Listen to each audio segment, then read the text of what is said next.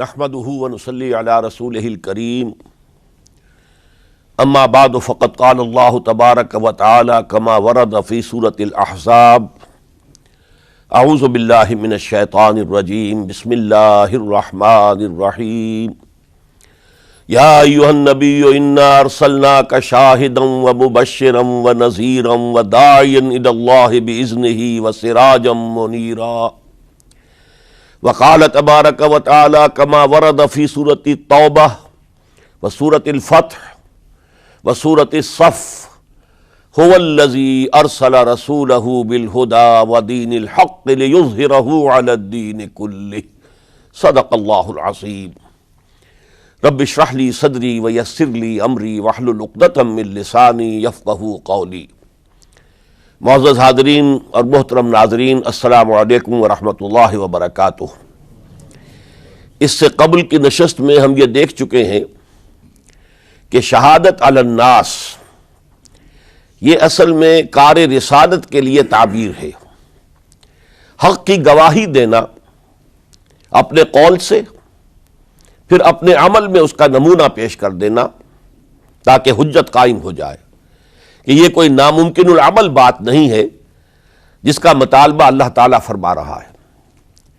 پھر حضور کا خاص معاملہ یہ کہ آپ پر دین کی تکمیل ہو گئی، یعنی دین ایک مکمل نظام زندگی کی شکل میں کامل ہو گیا۔ تو اب ظاہر بات ہے کہ اب آپ کی طرف سے اتمام حجت اسی وقت ہو سکتی تھی جبکہ آپ اس پورے نظام زندگی کو عملاً قائم کر کے دکھاتے۔ اب یہاں غور کیجئے، کسی بھی نظام زندگی کو کسی معاشرے میں، کسی خطہ زمین میں نافذ اور قائم کرنا یہ اصل میں ایک انقلابی عمل ہے، اس لیے کہ خلا دنیا میں کہیں نہیں ہوتا، کوئی نہ کوئی نظام موجود ہوتا ہے۔ اگر کہیں بادشاہی نظام ہے اور آپ جمہوری نظام لانا چاہتے ہیں تو اس کے لیے انقلاب کی ضرورت ہے، ریولوشن کے بغیر تو نہیں ہوگا۔ اگر کہیں سرمایہ دارانہ نظام ہے لیکن آپ اشتراکی نظام لانا چاہتے ہیں تو ریولوشن از نیسیسری۔ نظام کو بدلنا ایک انقلابی عمل ہے، اور اس میں آپ کو معلوم ہے کہ دو قوتیں ایک دوسرے کے بالمقابل آتی ہیں۔ ایک وہ جو انقلاب کے نام لیوا ہوتے ہیں، ہم یہ نظام لانا چاہتے ہیں۔ ظاہر بات ہے کہ وہ ایگزسٹنگ سسٹم کو کہتے ہیں یہ غلط ہے، یہ ظالمانہ ہے، یہ ڈپریسو ہے، یہ ایکسپلائٹیٹو ہے، یہ ڈسکریمنیٹنگ ہے۔ اس نظام کو غلط کہیں گے تبھی ایک انقلاب کی ضرورت محسوس ہوگی۔ جبکہ اس نظام کے اس وقت کے جو سربراہ ہوں گے وہ سٹیٹس کو قائم رکھنا چاہتے ہیں، اس لیے کہ اس نظام کے ساتھ ان کے مفادات وابستہ ہیں۔ اب کہیں پر جاگیردارانی نظام ہے اور آپ وہاں چاہتے ہیں اشتراکی نظام لانا، تو کیا جاگیردار اسے گوارا کریں گے؟ کہیں بادشاہی نظام ہے، آپ وہاں جمہوری نظام لانا چاہتے ہیں تو کیا بادشاہ اور اس کا خاندان اسے برداشت کرے گا؟ لہذا تصادم ناگزیر ہے، ان دو قوتوں کے درمیان تصادم ہو کر رہتا ہے، اور اسی کا نام ایک انقلابی عمل ہے۔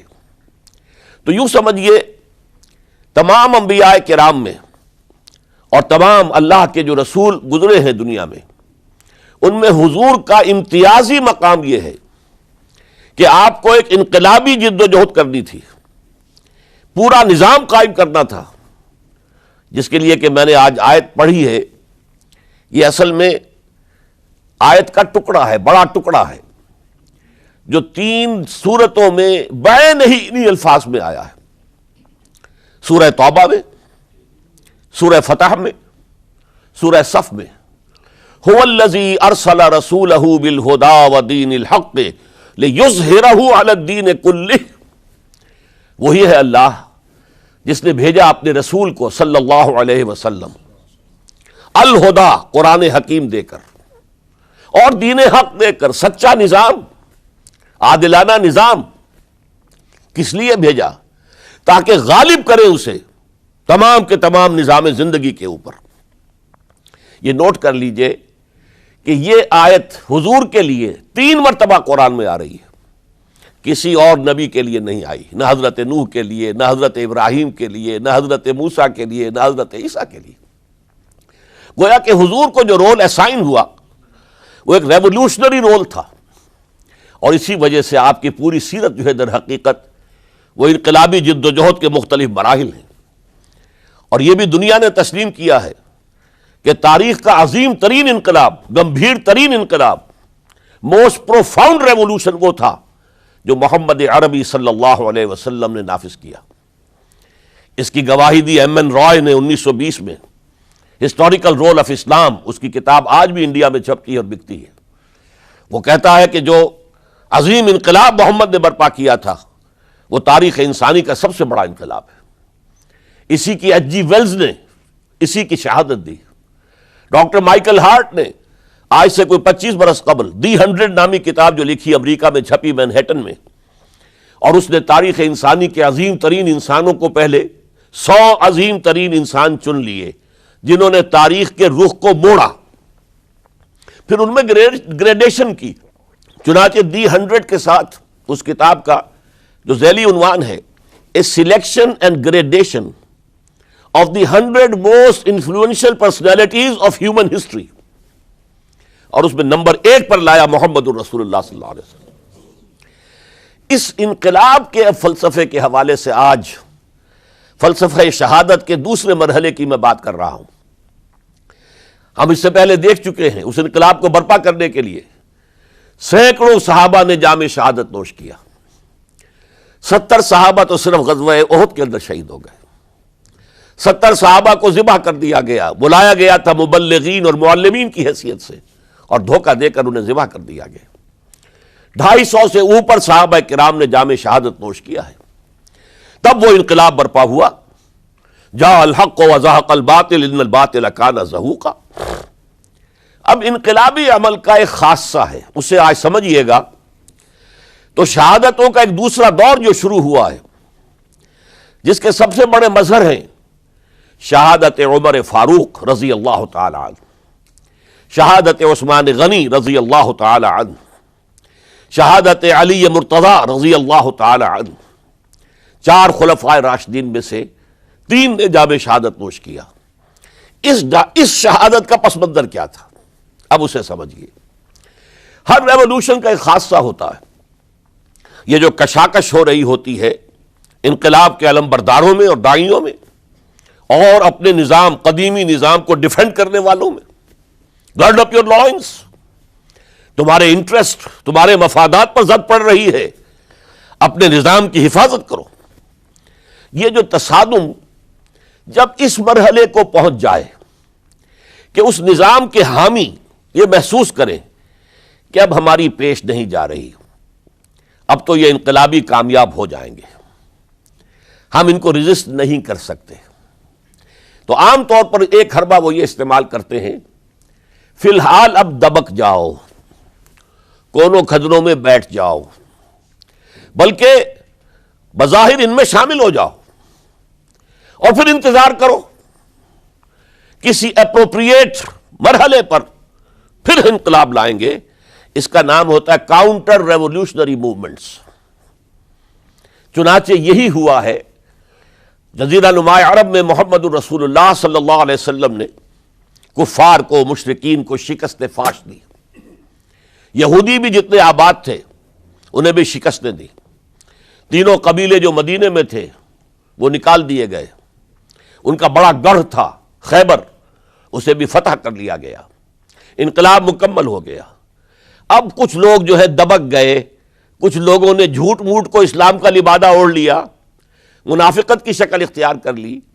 اسے پنجابی میں کہتے ہیں نیوی پاؤ، اس وقت تو ذرا گردن جھکا دو، اب جب وقت آئے گا پھر دیکھیں گے، ہمیں کوئی موقع ملے گا تو پھر بغاوت کریں گے. یہ کاؤنٹر ریولوشنری موومنٹس. چنانچہ نبی اکرم صلی اللہ علیہ وسلم کے انتقال کے بعد جزیرہ نما عرب میں 2 مخالف انقلاب تحریکیں چلی. نمبر 1، کچھ مدعیان نبوت سامنے آ گئے، ہم بھی نبی ہیں، مسیلمہ کذاب ہے، طلیحہ ہے، بے شمار 6، 7، 8 بہت سے لوگ ان کو ماننے والے ہو گئے. اور اسی طریقے سے بہت سے لوگوں نے کہا کہ ہم زکوٰۃ نہیں دیں گے، حکومت کو نہیں دیں گے، ہم زکوٰۃ خود اپنی خرچ کریں گے اپنے غریبوں پر. یہ دو چیلنج تھے نظام خلافت کے لیے. اس کے اس پس منظر کو ذہن میں رکھیے. عرب میں کبھی کوئی مرکزی حکومت تھی ہی نہیں، لہذا وہ لوگ عادی نہیں تھے. اگر کوئی حکومت پہلے ہوتی تو کوئی ٹیکس ہوتے، پہلے کوئی عادی ہوتے، وہ تو وہاں پر تو کوئی نظام تھا ہی نہیں. انہیں زکوٰۃ بہت بھاری لگ رہی تھی. ہم سے یہ لیا جا رہا ہے، ہماری آمدنی کا ایک حصہ، یہ بہت انہیں کھل رہا تھا، شاخ گزر رہا تھا. اسی طریقے سے عرب کی صورت یہ تھی کہ پورا ملک تقسیم تھا، قبائلی، اور ہر قبیلے کا سردار گویا کہ اپنے علاقے کا وہ بے تاج بادشاہ تھا. جیسے آپ کو معلوم ہے افغانستان میں طالبان کے آنے سے پہلے وار لارڈز مختلف علاقوں کے اندر انہوں نے پھاٹک لگا لیے، اپنے علاقے بنا لیے، ہر ایک اپنی جگہ پر. میں خود یہاں کا مالک ہوں، مختار ہوں. اور اب طالبان کے خاتمے کے بعد دوبارہ وہی صورت پیدا ہو گئی، امن و امان ختم ہو چکا ہے، وار لارڈز ہیں، ان کے اپنے علاقے ہیں. تو ان کے لیے ظاہر بات ہے کہ وہ دبک تو گئے تھے جب ان کی پیش نہیں جا رہی تھی، جب وہ مجبور ہو گئے تھے، انہوں نے اطاعت قبول کر لی تھی. اسی لیے ان کے بارے میں سورہ حجرات میں فرمایا گیا قالت الاعراب آمنا، یہ بدو کہہ رہے ہیں ہم ایمان لے آئے. قل، اے نبی ان سے کہہ دیجئے، لم تؤمنوا، تم ایمان نہیں لائے ہو، ولکن قولوا اسلمنا، یوں کہو کہ ہم نے اطاعت قبول کر لی ہے، ہم اسلام لے آئے ہیں. ولما يدخل الايمان في قلوبكم، ابھی تک ایمان تمہارے دلوں میں داخل نہیں ہوا. یہ سب کا معاملہ نہیں تھا، لیکن اکثر کا معاملہ تھا. ان میں مومنین صادقین بھی تھے، لیکن اکثر کا معاملہ یہ تھا. یہی وجہ ہے، دیکھیے جیسے قرآن مجید کی صورت نازل ہوئی تھی تکمیل انقلاب کے بعد، اذا جاء نصر اللہ والفتح ورأیت الناس يدخلون فی دین اللہ افواجا، جب اللہ تعالیٰ کی نصرت اور مدد آ گئی اور فتح حاصل ہو گئی اور حضور کو اور صحابہ کو جزیرہ نما عرب کے اندر غلبہ حاصل ہو گیا، اب لوگ فوج در فوج آ رہے ہیں، اطاعت قبول کر رہے ہیں، دائرہ اسلام میں داخل ہو رہے ہیں.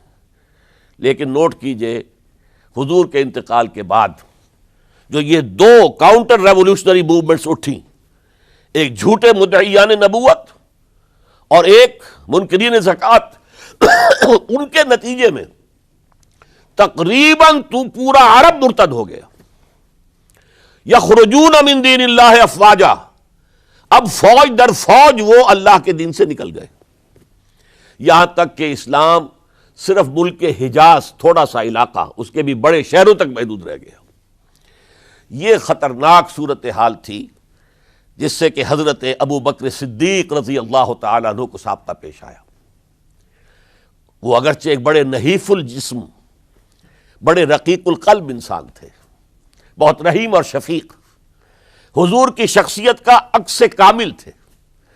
جیسے حضور کی سب طبیعت میں نرمی، رقت، شفقت، رحمت، ایسے ہی ان. لیکن جب ذمہ داری کا بوجھ آیا ہے، چیلنج آیا ہے تاریخ کا، اس وقت معلوم ہوا کہ ان کی تو شخصیت آہنی ہے، بڑی قوی، بہت مضبوط. ان کا عزم، ان کی ہمت، ان کا استقلال، ان کا اللہ پر توکل. اس موقع پر میں آپ کو بتاتا ہوں، بہت سے لوگوں نے مشورہ دیا تھا کہ مصلحت کا تقاضا ہے کہ کئی محاذ نہ کھولیے بیک وقت، مسلمانوں کے دل پہلے ہی زخمی ہیں حضور کے انتقال کی وجہ سے. پھر حضور نے ایک جیش اسامہ تیار کیا تھا، ہم نے چاہا تھا کہ آپ اسے روک دیں، آپ نے کہا نہیں، جو لشکر حضور نے تیار کیا ابو بکر اسے نہیں روکے گا، وہ گیا. پھر جو مدعیان نبوت ہوئے وہ تو یقیناً کافر ہو گئے، لہذا ان سے بھی قتال کرنا پڑے گا. کم سے کم منکرین زکوٰۃ کے ضمن میں نرمی کیجئے. انہوں نے کفر نہیں کیا، کلمہ شہادت پڑھتے ہیں، نماز کا انکار نہیں کیا، زکوٰۃ کا بھی انکار نہیں کیا. یہ کہا کہ ہم آپ کو نہیں دیں گے، اپنی زکوٰۃ جمع کریں گے، اپنے ہی غریبوں میں تقسیم کر دیں گے. لیکن حضرت ابو بکر اور یہاں تک کہ حضرت عمر نے مشورہ دیا کہ مصلحت کا تقاضا ہے کہ مانعین زکوٰۃ کے ساتھ نرمی کی جائے. حضرت ابو بکر نے فرمایا، عمر تم ایام جاہلیت میں تو بڑے سخت تھے، بڑے مضبوط تھے، بہت طاقتور تھے، خدا کی قسم اگر یہ زکوٰۃ میں حضور کے زمانے میں اونٹ کے ساتھ اونٹ کو باندھنے والی رسی بھی دیتے تھے اور اب اگر یہ کہیں گے کہ اونٹ لے جاؤ رسی نہیں دیں گے تب بھی میں قتال کروں گا، اس لیے کہ ایبدل الدین وانا حی، کیا دین میں ترمیم کر دی جائے گی جبکہ میں زندہ ہوں؟ ابو بکر کے جیتے جی یہ نہیں ہو سکتا۔ لہذا ہم دیکھتے ہیں تاریخ کے اندر، چونکہ صدیقیت بہت اعلیٰ مقام ہے، نبوت کے بعد کا درجہ صدیقین، پھر شہداء، پھر صالحین، اور یہ ہے صدیق اکبر، افضل البشر بعد الانبیاء بالتحقیق ابو بکر صدیق۔ سال 1.5 سال کے اندر دونوں فتنوں کی سرکوبی کر دی گئی، کنسولیڈیٹ ہو گیا انقلاب دوبارہ۔ اس میں ہزاروں صحابہ کرام کی جانیں گئی ہیں۔ ایک جنگ یمامہ مشہور ہے، مسیلمہ کذاب کے خلاف 500 حفاظ اس جنگ میں شہید ہو گئے۔ تشویش ہو گئی کہ اگر حفاظ جو ہے اس طرح شہید ہو گئے تو کہیں قرآن گم نہ ہو جائے، ضائع نہ ہو جائے۔ کتابی شکل میں تو تھا ہی نہیں، وہ تو سینوں میں محفوظ تھا، اس لیے تجویز پیش کی گئی کہ اب اسے کتابی شکل میں، جیسے ایک کتاب 2 جلد کے گتوں کے مابین ہوتی ہے، مابین دفتین مرتب کر دیا جائے۔ تب یہ کام کیا گیا۔ بہرحال پہلا مرحلہ یہ تھا کہ کاؤنٹر ریولوشنری موومنٹس، چونکہ ابھی انقلاب صرف عرب میں آیا تھا اور عرب ہی کے اندر سے کاؤنٹر ریولوشنری موومنٹس ابری، جھوٹی نبوت اور مانعین زکوٰۃ کی شکل میں، اور حضرت ابو بکر رضی اللہ تعالی عنہ نے اپنی عظیمت کا ثبوت دیتے ہوئے ان دونوں موومنٹس کو کچل کر رکھ دیا اور انقلاب اسلامی کو اثر نو کنسولیڈیٹ کر کے پھر قیادت حکم خداوندی کی روح سے کہ ان کے انتقال کا وقت آ گیا تو حضرت عمر فاروق کو نامزد کر کے ان کے سپرد کر دی رضی اللہ تعالی عنہ۔ حضرت فاروق، عمر فاروق رضی اللہ تعالیٰ عنہ کا عہد خلافت، یہ اسلام کے ایکسپینشن کا دور ہے۔ اب جو وہ انٹرنل رفتی ختم ہو گئی، انٹرنلی کنسولیڈیٹ ہو گیا انقلاب محمدی صلی اللہ علیہ وسلم، لہذا پوری طاقت کے ساتھ اب 3 لشکر نکلے ہیں، مشرق کے لیے، شمال کے لیے، مغرب کے لیے، اور فتوحات کا دائرہ شروع ہوا۔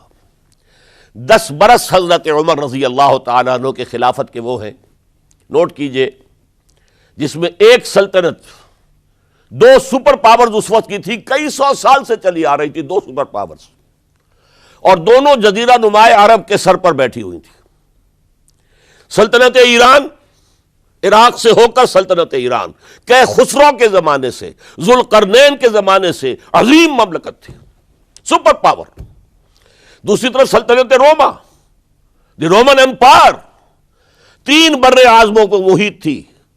رومن امپائر پورا شمالی افریقہ اس کے تحت تھا، پورا مغربی ایشیا اس کے تحت تھا، شام اس کے تحت تھا، ترکی اس کے تحت تھا، اور یورپ کا سارا مشرقی علاقہ اس کے تحت تھا۔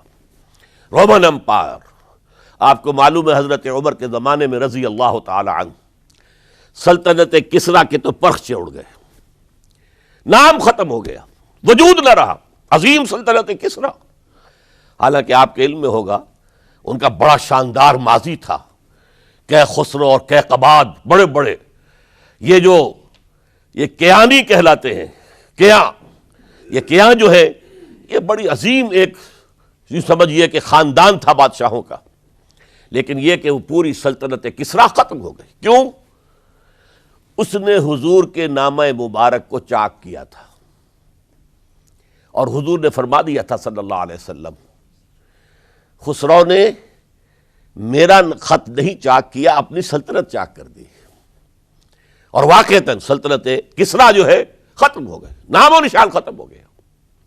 دوسری طرف سلطنت روما تھی، عیسائیوں کے ساتھ، چونکہ وہ تھی کرسچین، عیسائیوں کے ساتھ حضور کے زمانے میں کوئی براہ راست تصادم نہیں ہوا تھا، سارا تصادم ہوا تھا یا مشرکین عرب سے اور یا یہودیوں سے۔ عیسائی جو ہے عربین پیننسولا میں تھے ہی نہیں، یمن کے علاقے میں کچھ تھے لیکن ان کی کوئی حیثیت نہیں تھی، لہذا کوئی کنفرنٹیشن نہیں ہوئی۔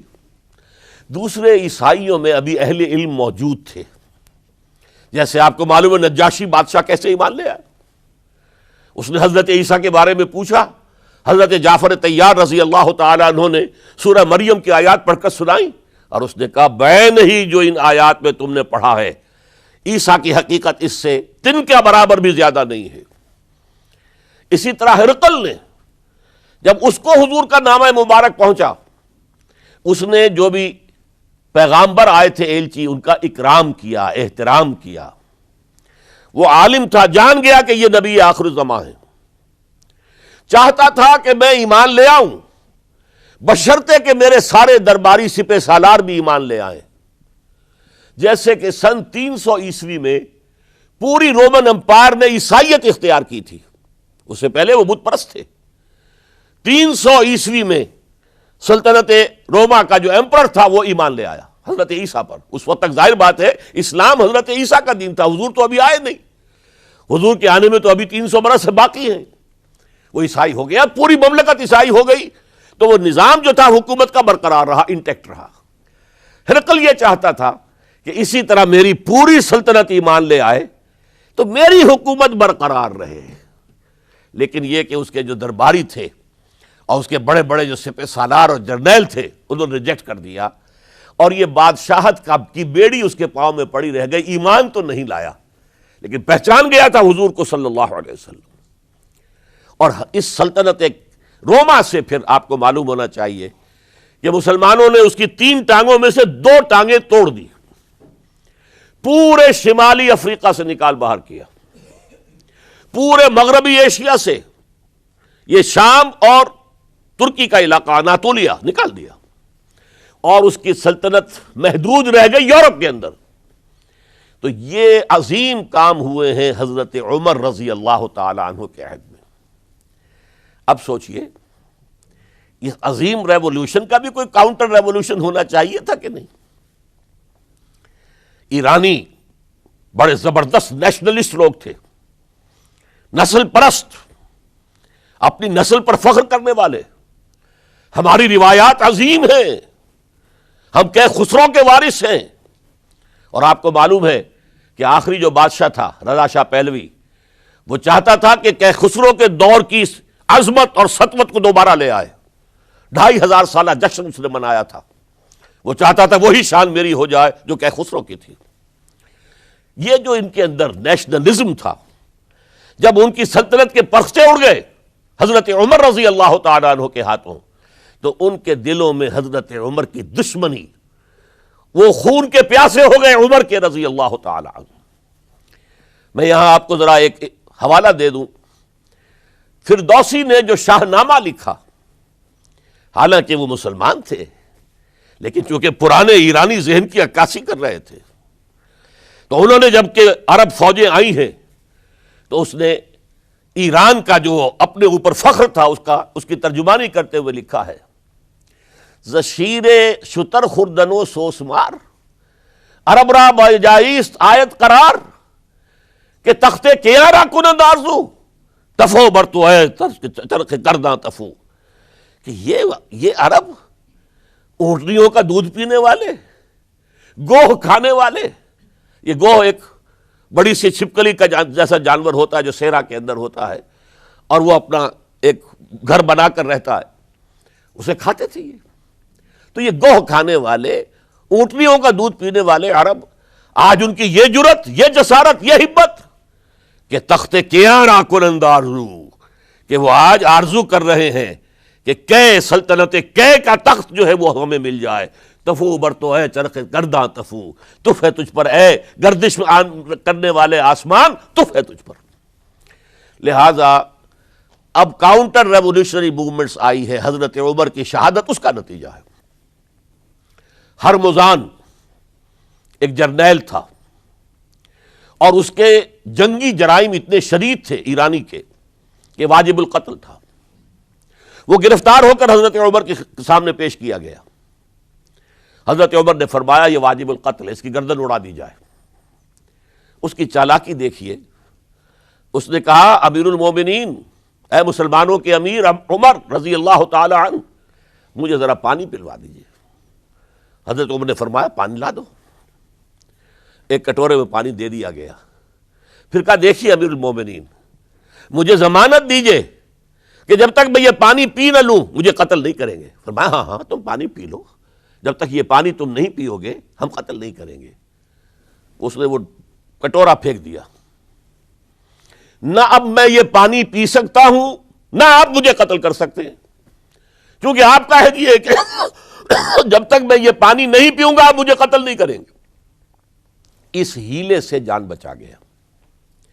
پھر اس شخص نے ابو لولو فیروز، ایک غلام تھا، اسے اس کام کے لیے تیار کیا۔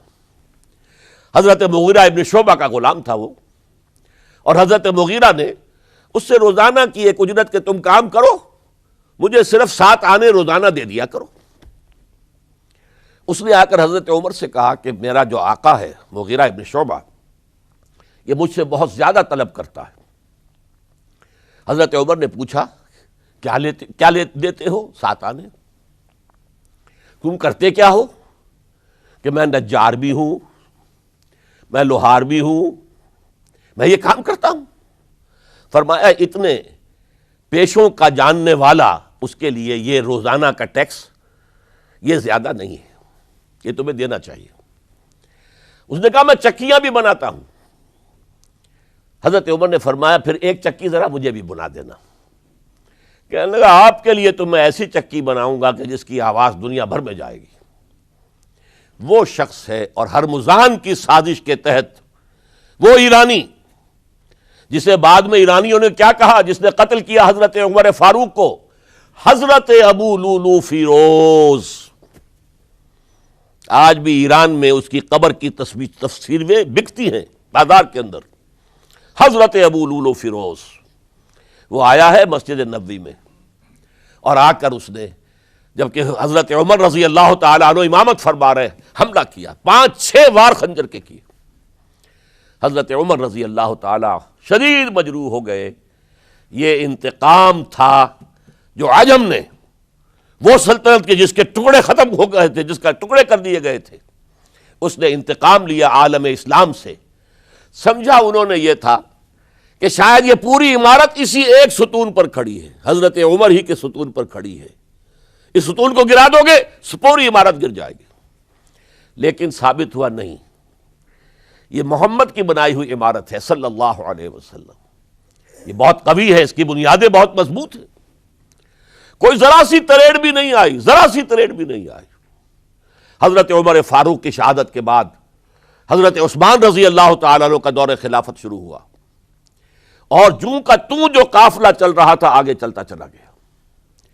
حضرت عثمان رضی اللہ تعالیٰ عنہ کے بارے میں بہت قیل و قال ہے، ان پر تنقیدیں بھی کی، اپنوں نے بھی کی ہیں، دشمنوں نے بھی کی ہیں، لیکن بات جان لیجئے یہ تاثر غلط ہے کہ ان کے پورے دور خلافت کے اندر فتنہ رہا یا ہنگامہ رہا، قتل غلط۔ 10 برس خلفائے راشدین میں طویل ترین دور خلافت حضرت عثمان کا ہے رضی اللہ تعالیٰ عنہ، 12 برس۔ حضرت ابو بکر کے تو 2.25 برس تھے، حضرت عمر کے 10 برس تھے، ان کا 12 برس، اور 12 میں سے 10 سال ایسے تھے بعین ہی جیسے حضرت عمر کے 10 سال تھے۔ امن و امان ہے، سکون ہے، چین ہے، اور قافلہ اسلام بڑھ رہا ہے، فتوحات کا دائرہ بڑھتا چلا جا رہا ہے، فتوحات سیلاب کے مانند آگے بڑھ رہی ہیں۔ تھمتا نہ تھا کسی سے سیل رواں ہمارا یہ سیل رواں کوئی روکنے والی کوئی طاقت دنیا میں رہی نہیں تھی۔ کسرا ختم، سلطنت ایران ختم، اور دوسری سپر پاور سلطنت روما، اس کی 3 میں سے 2 ٹانگیں توڑ دی گئی، 1 رہ گئی۔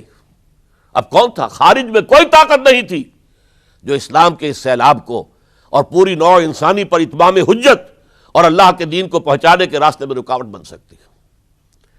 اب ایک فتنہ اٹھا، دیکھیے حضور کی کنفنٹریشن 3 مذاہب سے ہوئی تھی۔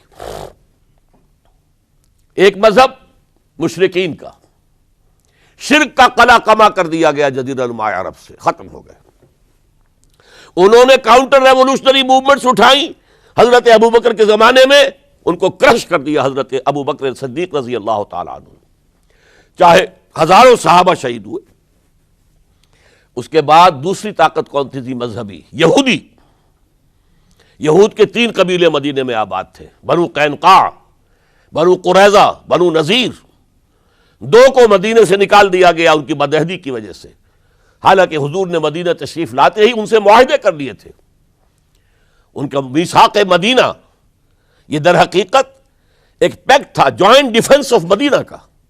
مدینہ پر اگر کوئی حملہ کرے گا، اور ظاہر بات ہے کہ ایک امکان تھا کہ مکے والے آ کر حملہ کریں، مشرکین مکہ، لیکن مدینہ کا ہم تحفظ کریں گے مل کر، مسلمان اور یہودی. لیکن انہوں نے ہر موقع پر وعدہ خلافی کی. پہلے بنو قینقاع نکالے گئے، پھر بنو نذیر نکالے گئے. غزوہ احزاب کے موقع پر بدترین جو ہے بدعہدی بنو قریظہ نے کی، اور ان کو بڑی سخت سزا دی گئی، چونکہ انہوں نے خود کہا تھا کہ ہمارا فیصلہ سعد ابن معاذ رضی اللہ تعالی عنہ جو فیصلہ کر دیں گے وہ ہمارے حلیف ہے، جو فیصلہ کر دیں گے ہمیں قبول ہوگا. اور حضرت سعد نے تورات کے حکم کے مطابق فیصلہ کیا کہ ان کے جتنے جوان ہیں وہ قتل کر دیے جائیں گے. بڑی سخت سزا تھی کہ جو دی گئی ہے، اس میں کوئی شک نہیں. پھر ان کا اڈا تھا بہت بڑا خیبر میں، وہ نکال دیا گیا، وہاں سے انہیں نکالا گیا. اس کے اوپر مسلمانوں نے قبضہ کیا. جیسا کہ میں نے عرض کیا، عیسائیوں سے کوئی کنفرنٹیشن نہیں ہوئی تھی، لیکن ان دو کے ساتھ ایک مشرکین عرب کا خاتمہ ہوا اور ایک جزیرہ نما عرب سے یہودیوں کا خاتمہ ہوا. لہذا ان کے اندر جلن تھی، انتقام کی آگ تھی. سب سے بڑا تو حسد تھا کہ 2000 سال سے نبوت اور رسالت ہمارے پاس تھی. موسیٰ سے لے کر عیسیٰ تک علیہم الصلاۃ والسلام 1400 برس ہماری تاریخ کے وہ ہیں کہ کوئی ایک لمحہ بھی نہیں تھا کہ کوئی نبی موجود نہ ہو. نوٹ کیجئے اس بات کو. حضرت موسیٰ 1400 قبل مسیح میں اور حضرت عیسیٰ سن عیسوی کا آغاز، ان 1400 سالوں میں مسلسل نبوت بنی اسرائیل میں رہی. یہ حدیث ہے بخاری شریف کی، کانت بنو اسرائیل تسوسہم الانبیاء. بنی اسرائیل کی حکومت، ریاست، سیاست کا کام انبیاء کرتے تھے. اذا ہلک نبی خلفہ نبی، جب بھی نبی کا انتقال ہوتا تھا ان کا خلیفہ دوسرا نبی ہوتا تھا. یہ چین ٹوٹی نہیں. 1400 برس آپ کو معلوم ہے حضرت داؤد بادشاہ بھی ہے، خلیفہ بھی ہے، نبی بھی ہے. ان کے بیٹے حضرت سلیمان بادشاہ بھی ہے، نبی بھی ہے، خلیفہ بھی ہے. اسی طریقے سے یہ سلسلہ چلتا رہا. تورات انہیں دی گئی، انجیل انہیں دی گئی، زبور انہیں دی گئی، بے شمار صحیفے اور دوسرے چھوٹے نبیوں کو دیے گئے. لیکن پھر اللہ تعالیٰ نے نبی آخر الزماں کی حیثیت سے محمد الرسول اللہ کو چن لیا، جو اسرائیلی نہیں تھے، جو اسماعیلی تھے، حضرت ابراہیم کے بڑے صاحبزادے حضرت اسماعیل علیہ السلام کی اولاد میں سے. اس پر انہیں سخت رنج، حالانکہ وہ پہچانتے تھے حضور کو. ان کی کتابوں میں جو نشانیاں لکھی تھی وہ پوری حضور پر جو ہے مطابق ہو رہی تھی. قرآن کہتا ہے یعرفونہ کما یعرفون ابناہم، وہ ایسے پہچانتے ہیں محمد کو صلی اللہ علیہ وسلم جیسے کہ اپنے بیٹوں کو پہچانتے. لیکن انہوں نے نہیں مانا. بدترین دشمن، حسد کی آگ میں جلنے والے، اور آج تک وہی معاملہ ہے. ان کی نیچر تبدیل نہیں ہوئی ہے. اب جو کچھ قیامت صغریٰ آنے والی ہے مڈل ایسٹ میں، عراق پر حملے کے بعد جو کچھ ہوگا، اس سب کی سازش کس نے کی ہے؟ یہود نے. یہ ساری اسرائیلی سازش ہے. بہرحال یہ علیحدہ بات ہو جائے گی. اب انتقام یہودیوں کا آیا. یہودیوں کو یہ معلوم تھا ہم تعداد میں اتنے کم ہیں اور ڈسپرسڈ ہیں. سن 70 عیسوی میں ایک رومن جنرل ٹائٹس، اس نے حملہ کر کے یروشلم بیت المقدس کی اینٹ سے اینٹ بجائی. 1,33,000 یہودی ایک دن میں قتل کیے. اور ان کا سیکنڈ ٹیمپل جو تھا، جو حضرت سلیمان نے بنایا تھا، معبد، عبادت گاہ، ہم تو اسے مسجد کہیں گے، مسجد اقصی، لیکن انہوں نے اسے کہا ہیکل، ٹیمپل. اس کو گرا دیا تھا نبوکڈنضر نے 587 عیسوی میں. دوبارہ انہوں نے بنایا، اسے ٹائٹس نے گرا دیا. وہ آج تک گرا پڑا ہوا ہے. آج تک صرف ایک دیوار اس کی سلامت ہے، جسے وہ ویلنگ وال کہتے ہیں. وہاں جا کر ماتم کرتے ہیں، روتے ہیں، پیٹتے ہیں. اور اس کو اس وقت سے نکال دیا گیا یہودیوں کو، نکل جاؤ فلسطین سے، بھاگ جاؤ یہاں سے، دفع ہو جاؤ. لہٰذا وہ ڈسپرس ہو گئے. کوئی یورپ چلے گئے، کوئی روس چلے گئے، کوئی ہندوستان چلے گئے، کوئی افریقہ کے ممالک میں چلے گئے، کچھ ایران میں آ گئے. یہ سب اس کو وہ کہتے ہیں ڈایاسپورا، ہمارا وہ دور جس میں ہم دنیا میں منتشر تھے. جب پوری دنیا میں منتشر تھے تو ظاہر بات ہے کسی فوجی مہم کے ذریعے سے مسلمانوں سے انتقام لینا ممکن نہیں تھا، لیکن انتقام لیا ایک ایسی سازش کے ذریعے سے، ایک ایسا فتنۃ الکبریٰ جو ہے برپا کیا ہے، جس کا کہ میں ابھی آپ سے اندازہ کرتا ہوں، جس کے نتیجے میں حضرت عثمان رضی اللہ تعالیٰ عنہ شہید ہوئے. اس کو یوں سمجھیے کہ حضور کے دور میں جن لوگوں نے شہادتیں پیش کی، انہوں نے اسلام کو قائم کرنے کے لیے شہادتیں دی.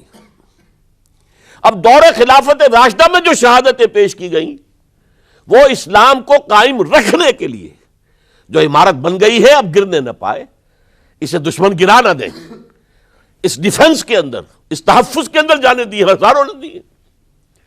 چنانچہ ایک یہودی عبداللہ ابن سبا، یمن کا رہنے والا، اسلام کا لبادہ اوڑھ کر آتا ہے منافق بن کر، حالات کا جائزہ لیتا ہے، کہاں پانی مرتا ہے، کس طریقے سے میں ان میں انتشار پیدا کر سکتا ہوں، کس طریقے سے مسلمانوں کو آپس میں لڑا سکتا ہوں.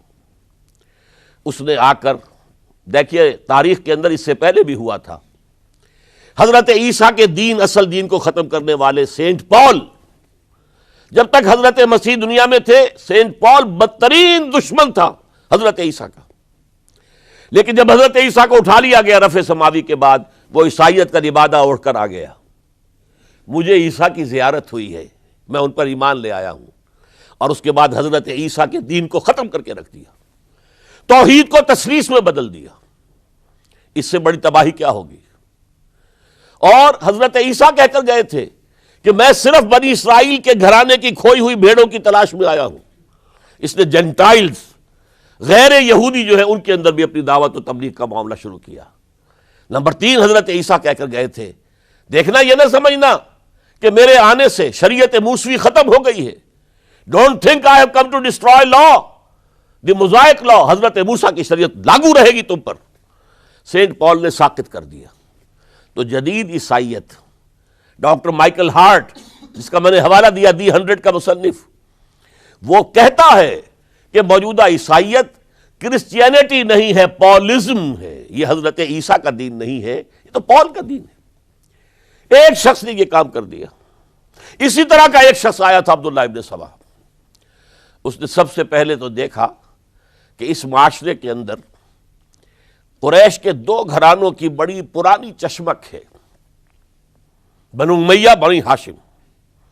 پرانی ان کے اندر قبائلی چشمک چلی آ رہی ہے. اسلام نے آ کر اسے دبا دیا. ختم نہیں ہوتی یہ چیزیں، نسل بعد نسل چلتی ہیں، اندر دبی رہتی ہیں. آگ بجھی ہوئی نہ جان، آگ دبی ہوئی سمجھ. اس نے جان لیا کہ یہ بہترین موقع ہے، اگر اس قبائلی عصبیت کو میں ہوا دے سکوں تو مسلمان منقسم ہو جائیں گے، ایک دوسرے کے ساتھ دست و گریبان ہو جائیں گے. اس نے آتے ہی کہنا شروع کیا، خلافت کا حق بنو ہاشم کا ہے. یہ عثمان، یہ بنو امیہ میں سے ہے، بنو امیہ کو کوئی حق نہیں ہے خلافت کا. 2 پہلے جو خلیفہ تھے، حضرت ابوبکر، حضرت عمر، وہ نہ ہاشمی تھے نہ اموی تھے.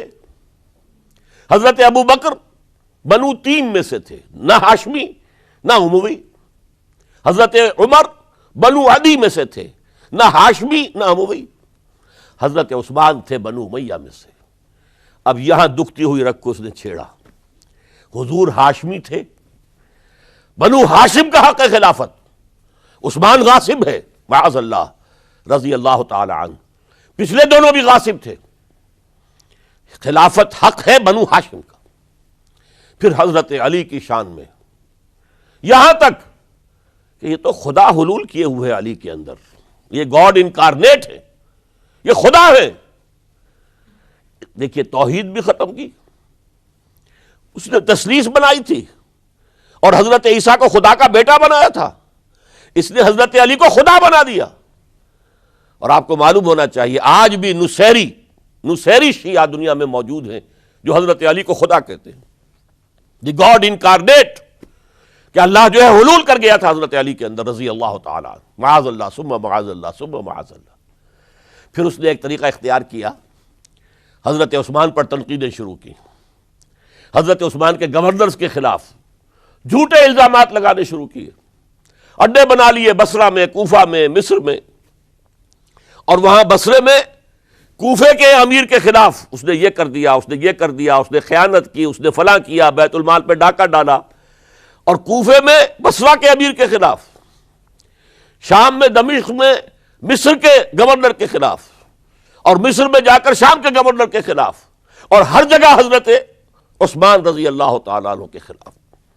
اب آپ کو معلوم ہے اس دنیا میں تو اطلاعات بھی نہیں پہنچتی تھی آسانی سے، کئی دن میں جا کر، کئی ہفتوں میں جا کر تو خط پہنچتے تھے، کوئی ٹیلی فون نہیں، کوئی تار نہیں، کوئی بے تار برقی نہیں، کچھ بھی تو نہیں، وائرلیس نہیں، کچھ نہیں، لہٰذا یہ فتنہ بڑھتا رہا اندر ہی اندر، اور پھر ہر جگہ سے بلوائی، وہ جو سبائی کہنا چاہیے، وہ مدینے میں آ گئے، گھیرا کر لیا اور مطالبہ کیا کہ حضرت عثمان مستعفی ہو جائیں، خلافت چھوڑ دیں۔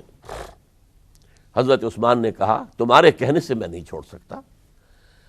ان پر جب الزامات لگائے گئے انہوں نے ہر الزام کی صفائی پیش کر دی۔ اس صفائی کے پیش کرنے والوں میں سب سے بڑھ کر خود حضرت علی تھے رضی اللہ تعالی عنہ۔ مسجد نبوی میں آ کر انہوں نے ان بلوائیوں کو جمع کیا اور حضرت عثمان کے خلاف جو بھی الزام لگائے گئے تھے ان سب کی صفائی اور جواب دیا اس کا، لیکن بلوائی جو ہے اڑے ہوئے تھے۔ ادھر سے حضرت امیر معاویہ، وہ عامل تھے، گورنر تھے شام کے، انہیں اطلاع مل رہی ہے، وہ کہتے ہیں آپ ہمیں اجازت دیجئے ہم فوج لے کر آئیں اور ان کے ٹکڑے اڑا دیں۔ لاکھوں کی فوجیں تھی کھڑی ہوئی، حضرت عثمان کی مملکت کا آپ تصور کر سکتے ہیں؟ قرآن میں عظیم ترین حکمران کے نام سے کے حوالے سے نام آیا ذوالقرنین کا۔ ذوالقرنین کے خسرو یا سائرس، اس کی سلطنت سے کم 2 گنا بڑی سلطنت تھی جس پر حضرت عثمان رضی اللہ تعالی عنہ حکومت کر رہے تھے۔ مصر سے عمرو بن العاص کہہ رہے ہیں کہ آپ اجازت دیجئے میں فوج لے کر آؤں اور ان کا ٹکڑا کر دیا جائے، تکہ بوٹی کر دی جائے۔ حضرت عثمان کا فیصلہ تھا یہ مجھے قتل کر دیں تو قصاص لے لینا، لیکن میں اپنی جان کے تحفظ کے لیے کسی کلمہ گو کا خون بہانے کو تیار نہیں۔ حضرت طلحہ، حضرت زبیر، حضرت علی کہہ رہے ہیں آپ اجازت دیجئے کہ ہم ان کے خلاف جنگ کریں، مدینے میں بیٹھے ہوئے، فرماتے نہیں، ان کے خلاف جنگ کی اجازت میں نہیں دے سکتا۔ یہ میری ذاتی، مجھ پر تنقیدیں کر رہے ہیں، ذاتی دشمنی ہے، میں اپنی ذات کے تحفظ کے لیے کسی کلمہ گو کا خون جو ہے نہیں بہاؤں گا۔ لاکھوں کی فوجیں موجود تھیں، لیکن حضرت عثمان نے یہ طے کیا میں اپنی جان کے تحفظ کے لیے میں نہیں ہاتھ اٹھاؤں گا، میں کسی اور کو اجازت نہیں دوں گا کہ ان کے خلاف جنگ کرے۔ ہاں یہ میرے دشمن ہے، میری جان لے لیں، جب جان لے لیں گے تو قصاص لے لینا۔ یہ معاملہ ہوا ہے، اور پھر نہایت ہی بے رحمی کے ساتھ، نہایت بے رحمی کے ساتھ، اور نوٹ کیجئے حضرت علی کے دونوں صاحبزادے حضرت حسن، حضرت حسین رضی اللہ تعالیٰ عنہم اجمعین، وہ حضرت عثمان کے دروازے پر پہرا دے رہے ہیں کہ کوئی بلوائی، کوئی حضرت عثمان کو قتل کرنے کے ارادے سے گھر میں داخل نہ ہو سکے۔ وہ گھر کے پچھواڑے سے دیوار پھلانگ کر آئے ہیں اندر، اور حضرت عثمان جب قرآن پڑھ رہے تھے اس حالت میں انہیں شہید کیا ہے۔ ان کی بیوی نائلہ نے ہاتھ آگے کیا ہے روکنے کے لیے تو ان کی انگلیاں کٹ گئیں، اور انگلیوں کا خون جو ہے اس مصحف پر، قرآن مجید میں اس صفحے کے اوپر حضرت عثمان کے خون کے دھبے لگ گئے۔ یہ حالات ہوئے حضرت عثمان کی شہادت کے، کہ انہوں نے چاہا وہ نظام قائم رہے۔ یہودیوں کا انتقام، یہودیوں کی سازش، اور ایسی سازش ہے کہ جس کے نتیجے میں اس کو کہا گیا الفتنۃ الکبریٰ، عظیم ترین سانحہ، عظیم ترین فتنہ۔ اور اس کے بعد جو خانہ جنگی ہوئی ہے، حضرت علی رضی اللہ تعالی عنہ اس کے بعد خلافت قبول کرنے کو تیار نہیں تھے، حضرت طلحہ قبول کرنے کو تیار نہیں تھے، کوئی بھی تیار نہیں۔ کیوں؟ یہ بلوائی ہے اس وقت یہاں پر، یہ کہہ رہے ہیں کہ تم خلیفہ بن جاؤ، تو جو بھی اس وقت خلیفہ بنے گا وہ ان کے ہاتھ میں کٹھ پتلی بن جائے گا۔ بالآخر حضرت علی نے، ظاہر بات ہے کہ امت کو بغیر امام کے تو نہیں چھوڑا جا سکتا، بغیر امیر کے نہیں ہوگا تو شیرازہ منتشر ہو جائے گا۔ اب جو ہونا تھا ہو گیا، حضرت عثمان شہید ہو گئے رضی اللہ تعالی عنہ، لیکن بہرحال اب امت کا نظم تو قائم رکھنا ہے نا۔ حضرت علی نے بیعت قبول کر لی رضی اللہ تعالی عنہ، لیکن حضرت امیر معاویہ، عمرو بن العاص، ان دونوں نے کہا کہ حضرت علی اگر حضرت عثمان کے خون کا قصاص لے لیں، قاتلان عثمان کو اگر قتل کریں تو ہم بیعت کریں گے، ہم مدعی خلافت نہیں ہے، خلافت علی کی ٹھیک ہے رضی اللہ تعالی عنہ، لیکن سب سے پہلا مطالبہ ہمارا یہ ہے کہ حضرت عثمان کے خون کا قصاص لیا جائے۔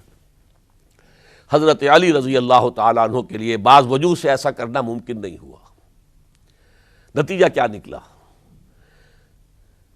سب سے زیادہ اندوہناک اسلامی تاریخ کا یہ دور ہے۔ حضرت علی کے دور خلافت میں باہمی خانہ جنگی رہی مسلسل۔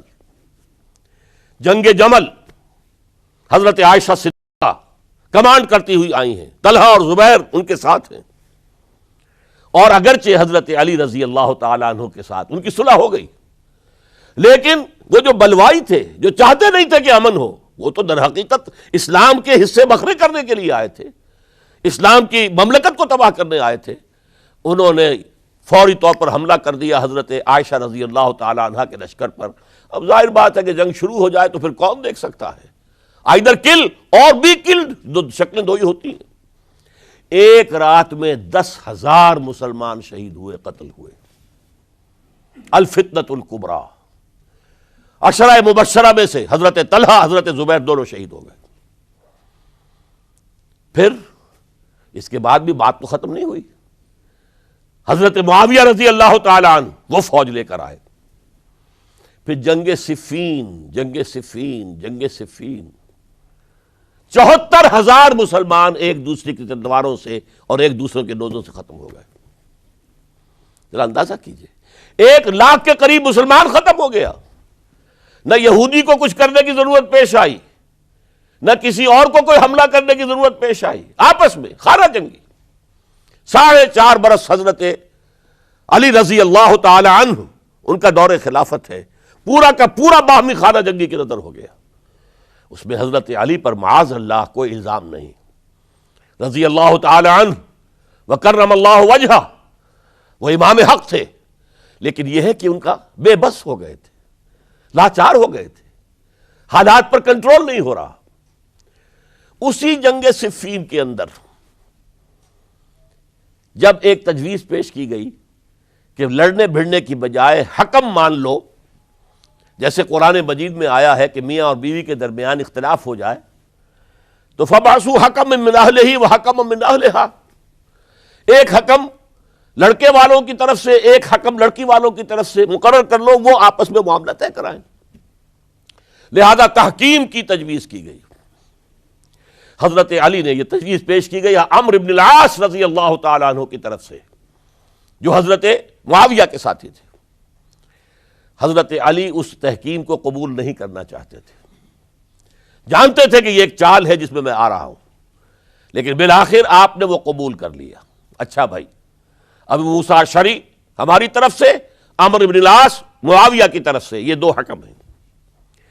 اس موقع پر اب تحکیم کیا ہوئی، کیا اس کی شرائط تھیں، کیا اس میں نہیں جانا چاہتا، اس وقت میں تاریخ نہیں بیان کر رہا، بلکہ مجھے اب چوتھے خلیفہ حضرت علی کی شہادت کا پس منظر بیان کرنا ہے۔ اور ہزاروں شہادتیں ہو رہی ہیں، لیکن اس دور کی شہادتوں میں سب سے چوٹی پر حضرت عمر کی شہادت، حضرت عثمان کی شہادت، حضرت علی کی شہادت رضی اللہ تعالی عنہم اجمعین۔ اس وقت حضرت علی کے جو حامی تھے، انہی میں سے ایک فرقہ علیحدہ ہو گیا کہ یہ تحکیم کفر ہے، ان الحکم الا للہ، حکم کا فیصلے کا اختیار اللہ کے سوا کسی کو نہیں ہے، لہذا یہ جو کیا ہے یہ غلط ہے۔ اور اس حد تک چلے گئے کہ جنہوں نے یہ تحکیم کو قبول کیا وہ کافر ہو گئے، علی بھی کافر، معاویہ بھی کافر، عمرو بن العاص بھی کافر، جنہوں نے مانا کافر۔ یہ لوگ کہلاتے خوارج تھے، یہ حضرت علی کی فوج میں شامل، حضرت علی کے حامی تھے، حضرت علی کی جماعت میں سے تھے، لیکن بس ایک غلطی، جذبات کے اندر آ کر، غصے کے اندر آ کر اس درجے، اور وہ حضرت علی سے علیحدہ ہو گئے۔ اس کے بعد انہوں نے اپنی ایک کانفرنس کی، ایک جنگ بھی ہوئی، پھر حضرت علی کو ان کے خلاف جنگ کرنی پڑی، وہ جنگ نہروان کہلاتی ہے، جن میں کہ ان خوارج کو حضرت علی نے بہت بڑی شکست دی۔ پھر انہوں نے کانفرنس کی آپس میں بیٹھ کر کہ علی کو یا معاویہ کو فوجی شکست دینا تو ہمارے لیے ممکن نہیں ہے، ایسے کرو کہ ان تینوں کو قتل کر دو، علی کو بھی قتل کر دو رضی اللہ تعالی عنہ، معاویہ کو بھی قتل کر دو رضی اللہ تعالی عنہ، عمرو بن العاص کو بھی قتل کر دو، تاکہ اس کے بعد مسلمان اپنا کوئی خلیفہ چن لیں گے۔ رمضان سن 40 ہجری اس کا ایک دن معین کر لیا، ایک ہی دن یہ تینوں جو ہے، عبد الرحمن ابن ملجم آئے گا مدینے کے اندر، کوفے کے اندر، حضرت علی نے صدر مقام کوفہ بنا لیا تھا، اور فجر کی نماز میں حضرت علی پر حملہ کرے گا۔ ایک دوسرا شخص عمرو بن العاص پر جا کر حملہ کرے گا اسی دن اسی وقت۔ ایک تیسرا شخص وہ امیر معاویہ کے اوپر حملہ کرے گا۔ عمرو بن العاص اس روز مسجد میں آئے ہی نہیں، ان کی جگہ کوئی اور شخص جو نماز پڑھا رہے تھے وہ شہید کر دیے گئے۔ حضرت معاویہ پر جو حملہ ہوا وہ اوچھا پڑا وار، وہ جلدی تندرست ہو گئے۔ حضرت علی ابھی وہ گھر سے نکل کر مسجد کی طرف جا رہے تھے، ابن ملجم نے ایک اور ساتھی اپنے ساتھ لے کر حملے کیے ہیں، شدید زخمی کر دیا۔ حضرت علی نے آواز دی، کچھ لوگ آئے، ایک ساتھی تو دوڑ گیا اور ابن ملجم جو ہے وہ پکڑ لیا گیا۔ پھر کسی اور نے نماز پڑھائی، اور حضرت علی رضی اللہ تعالیٰ عنہ نے وصیت کر دی کہ اگر میرا انتقال ہو جائے تو اس ابن ملجم سے قصاص لے لینا، نہ ہو تو پھر میں خود اس کا فیصلہ کروں گا۔ لیکن حضرت علی رضی اللہ تعالیٰ عنہ بھی شہید ہو گئے۔ یہ شہادتیں میں نے کس کیٹیگری میں ڈالی ہیں، ہسٹوریکل بیک گراؤنڈ کیا ہے اس کو سمجھیے۔ ایک شہادتیں وہ تھیں جو دور نبوی میں ہوئی اللہ کے دین کو قائم کرنے کے لیے۔ سورہ شورى کی آیت ہے، شرع لکم من الدین ما وصى به نوحا والذی اوحینا الیک وما اوحینا به ابراہیم وموسیٰ وعیسیٰ ان اقیموا الدین، دین کو قائم کرو۔ اور میں اس کا ترجمہ کیا کرتا ہوں وضاحت کرتے ہوئے، دین قائم نہیں ہے تو قائم کرو، قائم ہے تو قائم رکھو۔ اس کو گرانے کے لیے شیطانی قوتیں تو پورا زور لگائیں گی۔ ستیزہ کار رہا ہے ازل سے تا امروز، چراغ مصطفی سے شرار بولابی۔ ابلیس لعین کو تو پسند نہیں کہ اسلامی نظام دنیا میں قائم ہو، وہ تو نوع انسانی کا دشمن ہے، ازلی دشمن، پیدائشی دشمن۔ لہذا اب وہ جو خیمہ کھڑا ہوا ہے شامیانہ، اسے مضبوط رکھو۔ آندھی اگر چل رہی ہے تو اس کے بانس پکڑو، اس کی رسیاں مضبوط کرو۔ یہ ہے دین کو قائم رکھنا۔ یہ دور جو میں نے گنوایا ہے یہ اس دین کو قائم رکھنے کے لیے، اور اس پر جو خارجی حملے ہو رہے تھے ان حملوں کا سد باب کرنے کے لیے یہ بیش قیمت شہادتیں پیش کی گئی ہیں، ہزاروں صحابہ کی جانیں گئی ہیں، اور 3 خلفائے راشدین شہید کیے گئے۔ لیکن یہ بات نوٹ کر لیجئے، اس کا نتیجہ کیا نکلا؟ وہ جو ہمارا سیلاب جا رہا تھا عالمی سطح پر، محمد کے دین کو آگے سے آگے پہنچاؤ، جو حضور خطبہ حجۃ الوداع میں کہہ کر گئے تھے، میں نے تم پر حجت قائم کر دی، اب تمہیں حجت قائم کرنی ہے پوری نوع انسانی پر، لہذا فلیبلغ الشاہد الغائب۔ اب جو بھی یہاں موجود ہیں ان کا فرض ہے کہ پہنچائیں ان کو جو یہاں موجود نہیں ہے۔ یہ اسی کے لیے تو یہ فوجیں نکلی تھیں، اللہ کے دین کو قائم کرنے کے لیے، ورنہ شہادت ہے مطلوب و مقصود مومن، نہ مال غنیمت نہ کشور کشائی۔ یہ ابو بکر ہوں، عثمان ہوں، علی ہوں، عمر ہوں، یہ تو درویش تھے، انہوں نے کوئی محل نہیں بنائے، چٹائیوں پر بیٹھتے تھے، پیون لگے ہوئے کپڑے پہنتے تھے، ان کی خوراک عام مسلمان سے زیادہ بہتر نہیں تھی بلکہ ان سے کمتر رہتی تھی، ادنا درجے کے مسلمان تھے۔ لیکن یہ ہے کہ یہ جو سیلاب جا رہا تھا اسلام کا، انٹرنل سیبوٹاج کے ذریعے سے اس کے اندر طاقت جو تھی وہ روک دی گئی۔ آپ دیکھتے ہیں اور سنتے ہوں گے، اگر کوئی انکلائن ہو، چڑھائی ہو، اور ٹرک جو ہے لوڈڈ ہے، چل رہا ہے، زور لگا لگا کے انجن جو ہے گوں گوں گوں کر کے چل رہا ہے. اگر خدا نہ خواستہ انجن بند ہو جائے ایک دفعہ، اسے کہتے ہیں موشن ٹوٹ گیا. اب یہ ڈرائیور جانتا اس کی جان پر بن گئی. اب اس کو دوبارہ سٹارٹ کرنا آسان کام نہیں ہے. تو اسلامی سیلاب کا کہ جس کے بارے میں کیفیت یہ تھی کہ تھمتا نہ تھا کسی سے سیل رواں ہمارا سیل رواں روکنے والا کون رہ گیا تھا؟ سلطنت کسریٰ ختم ہو چکی تھی، سلطنت روما کی 2 ٹانگیں ٹوٹ چکی تھی. اس کو روکا ہے یہودی سازش نے انٹرنل سیبوٹاج کے ذریعے. 1 لاکھ مسلمان تو ایک دوسرے کی تلواروں سے ہی مارے گئے. خلافت راشدہ کا یہ نظام یہ پھر ایک سیڑھی نیچے اتر گیا. اس کے بعد دور بنو امیہ شروع ہوا ہے. عارضی سا حصہ یہ ہے کہ حضرت علی سے کہا گیا کہ ہم آپ کے بیٹے حضرت حسن کے ہاتھ پر بیعت کر لیں. آپ نے فرمایا نہ میں تمہیں روکتا ہوں نہ تمہیں حکم دیتا ہوں، یہ تمہارا معاملہ ہے. بہرحال لوگوں نے حضرت حسن کے ہاتھ پر بیعت کر لی. اب حضرت معاویہ کا اور حضرت حسن کا معاملہ شروع ہوا. حضرت حسن نکلے 50,000 کی فوج لے کر، اس وقت سے بہت بڑی فوج لے کر امیر معاویہ آئے. لیکن حضرت حسن رضی اللہ تعالیٰ نواسۂ رسول، اور ان کے بارے میں یہ کہا جاتا ہے کہ حضور سے بہت مشابہ تھے، بہت مشابہ تھے مزاج میں اور شکل و صورت میں. اور کہتے ہیں کہ یہ اوپر کا حصہ جو ہے اس میں بہت مشابہت تھی حضور میں اور حضرت حسن میں. اور حضرت حسن کے بارے میں حضور نے ان کے بچپن میں فرمایا تھا میرا یہ بیٹا مسلمانوں کے 2 گروہوں کے مابین صلح کرائے گا. اور وہی معاملہ ہوا. حضرت حسن نے جب دیکھا کہ یہ خون ریزی کب تک چلے گی، انہوں نے صلح کی پیشکش کی حضرت امیر معاویہ کو. امیر معاویہ نے سادہ کاغذ بھیج دیا کہ جو چاہے شرطیں آپ لکھ دیں میں مانتا ہوں. سادہ کاغذ جسے آپ کہیں گے بلینک چیک. حضرت حسن رضی اللہ تعالیٰ عنہ نے شرائط لکھ دی، حضرت امیر معاویہ نے قبول کر لی. جنگ ختم ہو گئی. اب خلافت ہوئی حضرت معاویہ کی رضی اللہ تعالی عنہ. لیکن حضرت معاویہ اگرچہ جلیل القدر صحابی ہیں، نوٹ کر لیجئے، حضور کے برادر نسبتی ہیں، حضور کے سالے ہیں. ان کی ہمشیرہ ام حبیبہ رضی اللہ تعالی عنہ حضور کی زوجہ محترمہ ہیں. ابو سفیان کے یہ بیٹے ہیں، ابو سفیان کی وہ بیٹی ہیں. اور ان کے بارے میں حضور نے فرمایا اللہم اجعلہ ہادیا مہدیا. دعا کی اے اللہ اس معاویہ کو ہادی ہدایت دینے والا اور مہدی ہدایت یافتہ بنا دے. اس کے باوجود حضرت معاویہ کے دور حکومت یا دور خلافت کو خلافت راشدہ میں تسلیم نہیں کیا جاتا، اس لیے کہ انہیں مسلمانوں نے اپنی رائے سے نہیں چنا تھا. اپنے طاقت کے بل پر وہ حکومت جو ہے انہوں نے حاصل کی تھی. چاہے حضرت حسن نے دستبرداری کر کے دے دی، لیکن ظاہر بات ہے کہ یہ مسلمانوں کے مشورے سے نہیں ہوا تھا. لہذا ان کا دور خلافت راشدہ میں شامل نہیں ہے.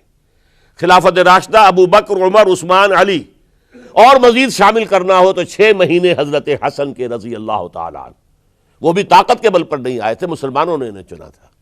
یہ 30 برس بنتے ہیں، اور یہ 30 برس کی خلافت راشدہ کی داستان ہے جو میں نے آج آپ کے سامنے رکھی. اور اس دوران جن مسلمانوں نے اس نظام کو قائم رکھنے کے لیے جانیں دی ہیں، میں نے ان کی شہادت کا تذکرہ کیا. اقول قولی ھذا واستغفر اللہ لی ولکم ولسائر المسلمین والمسلمات. جسے دیکھنی ہو جنت وہ نبی کے در سے گزرے، وہ جدھر سے گزرے یہ ادھر سے گزرے.